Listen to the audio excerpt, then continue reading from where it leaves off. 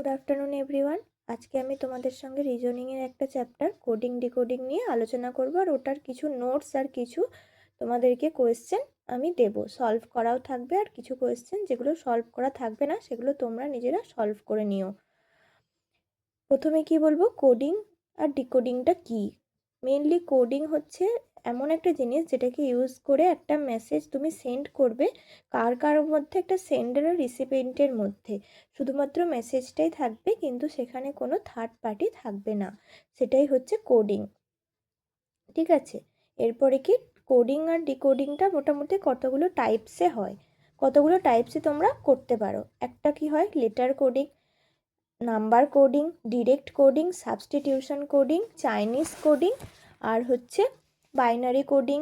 আরও কিছু কিছু হয়। এর মধ্যে মেনলি আমরা কোনগুলো পড়বো, লেটার, নাম্বার আর চাইনিজ কোডিং, এগুলোই আমরা পড়বো। প্রথমত আমি তোমাদের কাছে একটা কোয়েশ্চেন রাখছি, সেটাকে সলভ করার চেষ্টা করছি। এতটা আমরা মানে ডিপলি না গিয়ে শুধুমাত্র ওপর থেকে যে কোয়েশ্চেন সলভ করেই যেভাবে আমরা ক্লিন করতে পারবো সেগুলোই আমরা পড়ব। প্রথম কোয়েশ্চেনটা কি দেখো, এখানে কি বলছে, একটা ল্যাঙ্গুয়েজের মধ্যে কি বলছে, বাকেট হ্যাজ রেড রোজ, যেটা আমরা কিভাবে লিখতে পারি, TUEAYCLI। কোয়েশ্চেনটা তোমরা দেখতে পাচ্ছ নিশ্চয়ই, যেখানে কি বলছে যে what is the code for হ্যাজের জন্য কোন কোডটা ব্যবহার করা হচ্ছে। প্রথমে আমরা দেখব কি, যে কটা সেন্টেন্স দিয়েছে তার মধ্যে ওই ওয়ার্ডটা কোথায় কোথায় আছে।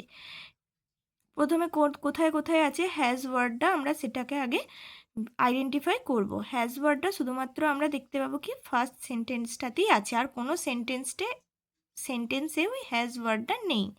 তাহলে কি হবে, যে ওয়ার্ডটা মানে যে কোডটা ওখানে দেওয়া আছে সেইটা অন্য কোনো লাইনের মধ্যে থাকবে না, একমাত্র সেটা হচ্ছে TU, ওটাই একমাত্র কোনো লাইনের মধ্যে নেই। এরপরে সেকেন্ড কোয়েশ্চেনটা কি বলছে, what is the code for ফ্রেশটা কোথায় কোথায় আছে দেখব।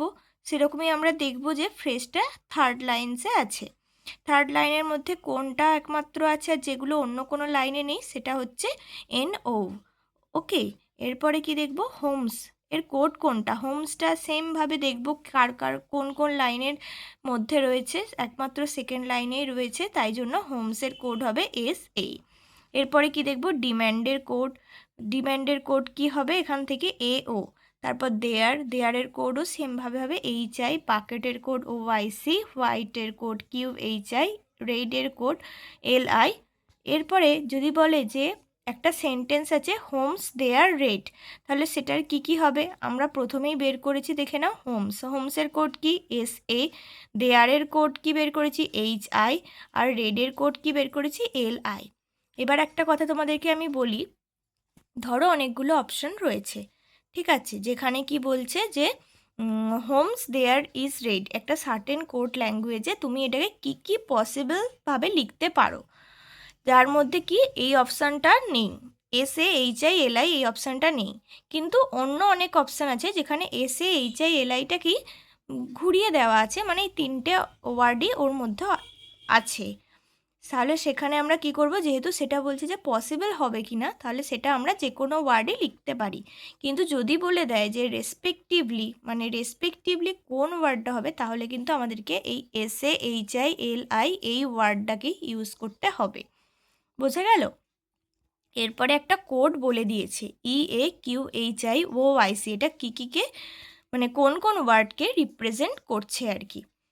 কোন কোন ওয়ার্ডকে করছে তোমরা কোয়েশ্চেনটা থেকে দেখতে পারবে, কোন কোন ওয়ার্ডকে করছে, রোজ, হোয়াইট, বাকেট। এর মধ্যেও সেমভাবে হবে, যদি বলে রেসপেক্টিভলি তাহলে রেসপেক্টিভলি মানে পরপর লিখতে হবে, মানে এই কোডটা কোন ওয়ার্ডটাকে রিপ্রেজেন্ট করছে সেটাকে লিখতে হবে। QHI আর OIC মানে পরপর লিখতে হবে, যদি রেসপেক্টিভলি কথাটা মেনশন করে দেয়। এটা কিন্তু একটা মনে রাখার মতো বিষয়, এটা কিন্তু ভুল হয় অনেক কোয়েশ্চেনে। ওকে,